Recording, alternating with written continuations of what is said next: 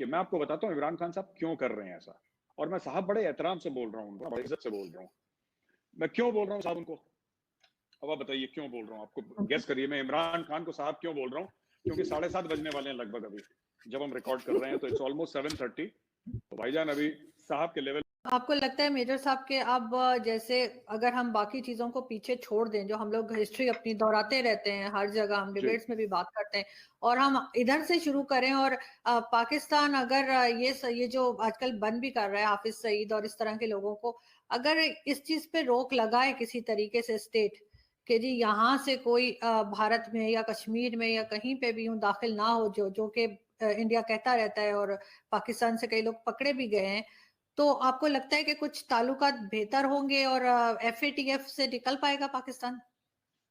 देखिए मैं तो एक बात बताता हूँ आपको कि जो पाकिस्तानी टीवी पे अक्सर बोले जाते हैं ये बातें, ये पाकिस्तानी चैनल्स में रोज देखता हूँ, और तो अक्सर ये बातें बोली जाती है ना कि दुनिया मफादात पे चलती है। आप लोग गलत बात नहीं कर रहे, आप लोग सही बात कर रहे हैं। ये सही बात है, 90% यही बात है। 10% मोरालिटी की भी कभी कभी बात हो जाती है, कभी एथिक्स की भी बात हो जाती है। ऐसी बात नहीं है कि सब लोग बिल्कुल ही चोर हैं, पूरी दुनिया चोर है, ऐसी बात भी नहीं है।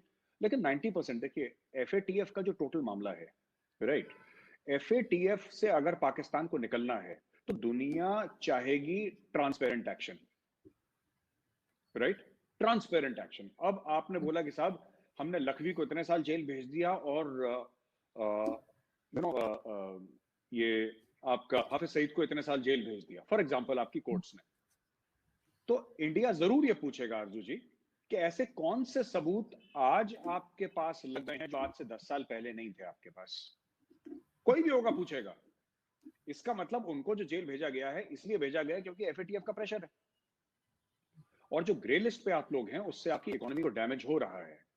आप चाहे ब्लैक लिस्ट में आए ना आए, पर अगर आप ये ऐसे ही 2-4 साल ग्रे लिस्ट में रहे तो पाकिस्तान को बहुत सीरियस इकोनॉमिक डैमेज इससे होने वाला है, जो मैं देखा। इसलिए अगर पाकिस्तान को निकलना है ग्रे लिस्ट से, तो आरजू जी सबसे पहले ये काम करना होगा कि ट्रांसपेरेंटली एक्शन लेना होगा। ट्रांसपेरेंटली आपको ये बोलना पड़ेगा कि साहब हम इन सब चीजों से हाथ धो रहे हैं, सिर्फ जेल में डाल दिया, क्योंकि दुनिया भी इतनी मासूम नहीं है। ये सब लोग जो FATF का, चाहे इंडिया हो, चाहे अमेरिका हो, चाहे फ्रांस हो, जो भी हैं 5 permanent members of the United nation security council, और ये सब खेल रहे खिलाड़ी हैं। तो और पहले ये भी कहते थे कि एक जनरल साहब ने लिखा था कि we manage to hoodwink the Americans. ये जियाउल हक साहब का एक स्टेटमेंट था कि नोबडी इज गेटिंग हुडविंक। देखिए बेवकूफ कोई नहीं बनता। लोग सोचते हैं कि अच्छा ठीक है ना, मैं इतना यहाँ पे हार जाता हूं, कल मैं इतना जीत जाऊंगा। लॉन्ग टर्म स्ट्रेटजी होती है, और पाकिस्तान की ये आदत रही है, शायद एक कमजोरी रही है कि to look at every match as a 2020 match, right. दुनिया टेस्ट मैच खेलती है, दुनिया 2020 नहीं खेलती आरजू जी। तो दुनिया कहती है कि साहब लॉन्ग टर्म खेलना है। अगर पाकिस्तान को आज लग रहा है कि वो जीत गया है तो उसको ये फील करने दो कि वो जीत गया है। हम कल 10 गुनी ज्यादा और ले लेंगे, और लोगों ने लिया भी है पाकिस्तान से 10 गुना ज्यादा। और आपके जो हुक्मरान हैं उनसे तो नहीं, लेकिन आवाम को जरूर बहुत चोट पहुंची है। पाकिस्तान का जो आवाम है, हुक्मरानों की नाअहली की वजह से आवाम को बहुत नुकसान भी हुआ है, ये भी बात सच है। बिल्कुल ठीक है, ज्यादा तो पब्लिक ही सहती है ना जो कुछ भी होता है। बिल्कुल लेकिन मेजर साहब आप से मतलब आप आज आए हैं तो मैं एक एडवांटेज जरूर लूंगी कि हम बात करें अर्नब गोस्वामी जी की, और आप भी उनके चैनल पे शो करते हैं, मैं भी अक्सर ज्वाइन करती हूँ। बहुत जबरदस्त किस्म के वो जर्नलिस्ट हैं, हम आई ऑलवेज अप्रिशिएट, और हमेशा मैं बहुत ज्यादा उनसे सीखने को भी मिलता है। लेकिन कहीं ना कहीं आजकल हम देख रहे हैं कि अर्नब जी का कुछ ना कुछ गड़बड़ चल रहा है उनके साथ। वो जिसे कहते हैं ना कि वो सितारे गर्दिश में, जो हमारे यहाँ बोला जाता है कि कोई ना कोई मसला होता है। तो अब ये व्हाट्सएप का जो उनका इश्यू हुआ, और उसके ऊपर यहाँ से हमारे PM साहब जो है उन्होंने भी ट्वीट्स की, उसको आप किस तरह देखते हैं? मुझे लगता है जो प्राइम मिनिस्टर इमरान खान ने करा वो बिल्कुल गैर जरूरी था। पहली बात, आप 22 करोड़ आवाम के कायद हैं, आप लीडर हैं 22 करोड़ के। आपकी पाकिस्तान तहरीक इंसाफ पार्टी हो सकती है, ठीक है। अगर आज आप नवाज शरीफ से पूछें कि आपका प्राइम मिनिस्टर कौन है, नवाज शरीफ को बोलना पड़ेगा कि इमरान नियाजी मेरा प्राइम मिनिस्टर, क्योंकि सच बात है वो है प्राइम मिनिस्टर पाकिस्तान का। आप मना तो नहीं कर सकते कि इमरान खान नहीं है। तो मुझे ऐसा लगता है कि हर समय एक प्राइम मिनिस्टर को इस चीज का एक एहसास होना चाहिए कि मैं एक मुल्क का वजीर आजम हूं, और बहुत बड़ी बात है, कोई छोटी बात नहीं है। तो वो एहसासात कि मैं एक मुल्क को, मैं 22 करोड़ आवाम को रिप्रेजेंट कर रहा हूँ, हर चीज जब वो बोलें तो उसमें एहसास होना चाहिए, उनका कोई एक्शन से एहसास कौम को भी लगे, क्योंकि कौम जब अपने प्राइम मिनिस्टर को देखती है तो उसका मोरल अप एंड डाउन होता है, जो उसका जो हौसला होता है या तो ऊपर जाता है नीचे जाता है अपने प्राइम मिनिस्टर को, क्योंकि लीडर है वो कौम का। पहली चीज तो ये बात है। दूसरी चीज, एक और चीज है कि इमरान खान का व्हाट्सएप जो कॉन्वर्सेशन है, ये सॉरी अर्नब का जो व्हाट्सएप कॉन्वर्सेशन है, आपने आपने पता नहीं वो देखा कि नहीं देखा, पूरा पढ़ा कि नहीं पढ़ा। मुझे देखा है पढ़ के, मैंने। हाँ, मुझे तो ये समझ में नहीं आया कि उसमें लिखा क्या है। I have not understood till date, कोई समझाए मुझे।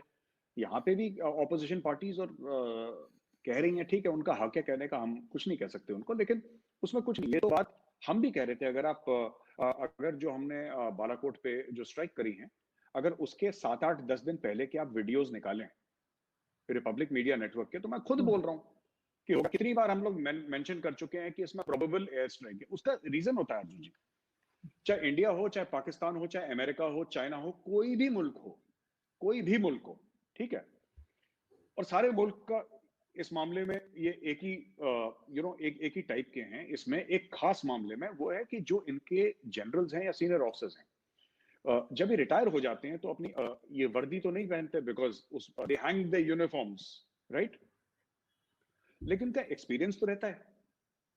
जो 30-30, 40-40 साल इन्होंने दिए हैं अपने मुल्क के लिए, वो कोई नहीं मुल्क का, तो उसका एक्सपीरियंस तो रहता है।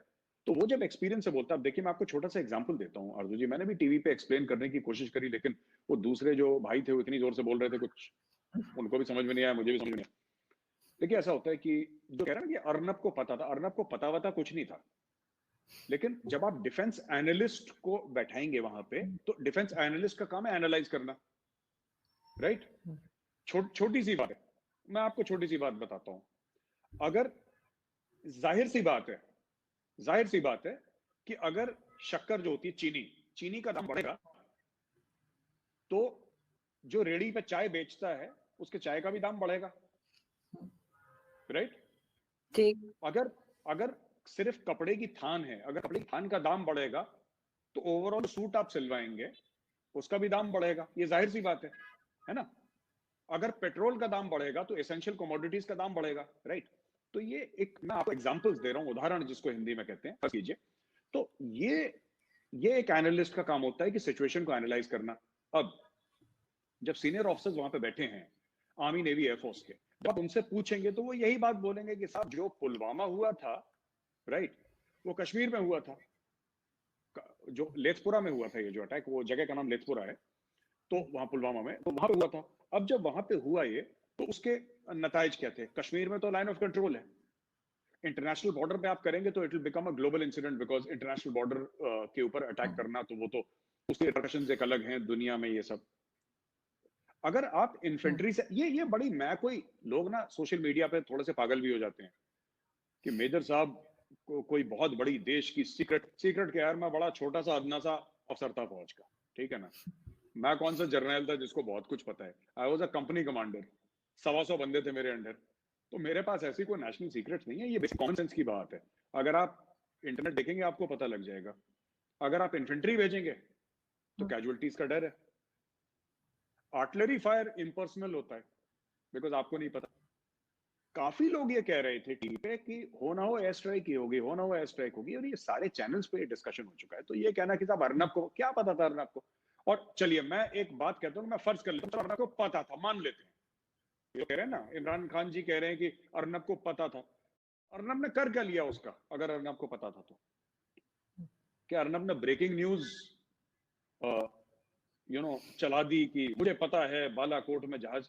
ये सब बेवकूफी की चीजें हैं, ठीक है। ये अब देखिए मैं आपको बताता हूँ इमरान खान साहब क्यों कर रहे हैं ऐसा, और मैं साहब बड़े एहतराम से बोल रहा हूँ उनको, बड़ी इज्जत से बोल रहा हूँ। मैं क्यों बोल रहा हूँ साहब उनको, अब आप बताइए क्यों बोल रहा हूँ, आपको गेस करिए मैं इमरान खान को साहब क्यों बोल रहा हूँ। क्योंकि 7:30 बजने वाले हैं लगभग अभी, जब हम रिकॉर्ड कर रहे हैं, तो इट्स ऑलमोस्ट 7:30, तो भाईजान अभी साहब के लेवल पे पहुंच गए। देखिए कई सारे आरजू जी मसले हैं, राइट, एंड मुझे ऐसा लगता है कि जो रियल इश्यूज हैं पाकिस्तान में, उस पे इमरान खान जी फोकस नहीं कर रहे, राइट। नंबर वन, ऐसा सबको लगता है, ऐसा सबको लगता है, ना सिर्फ आपको, यहाँ भी बहुत लोगों को लगता है। जी आप करिए कंटिन्यू। जी, जैसे कि वो पीआई वाला मसला है, ठीक है ना, चाहे ब्रॉडशीट वाला मसला है, चाहे रिकोटेक वाला मसला है, चाहे ओवरऑल एक पाकिस्तान का दुनिया में परसेप्शन है, राइट? ये बहुत संजीदा बातें हैं। लेकिन मुझे ऐसा लगता है कि जो इमरान खान जी का जो काबीना है, खासतौर से शेख रशीद टाइप के जो कैरेक्टर हैं, ये बड़े गैर संजीदा किस्म के लोग हैं। They are not very serious people. तो उनको देख के लगता नहीं कि कोई कैबिनेट मिनिस्टर बात कर रहा है। वो ऐसा लगता है ना, जो कॉलेज के कैंटीन में बड़े लफाड़े बात करते हैं, बड़े भैया जैसे कहते हैं ना, बड़े भैया आ गए, तो वो बड़े भैया टाइप की बातें करते हैं। वो जैसे उत्तर प्रदेश में हम लोग कहते हैं ना कि भैया आ गए, उस टाइप की बातें करते हैं, गैर संजीदा किस्म की बातें। So they should be a little serious, because at the end of the day, देखिए, दुश्मनी अपनी जगह हिंदुस्तान और पाकिस्तान की, वो अपनी जगह, लेकिन fact of the matter is कि Imran Khan today legally elected कहें सिलेक्टेड है, वो अंदर की बात है पाकिस्तान की, उस पर I don't want to say anything, लेकिन legally he is the prime minister of Pakistan and he should behave like the Prime Minister of Pakistan.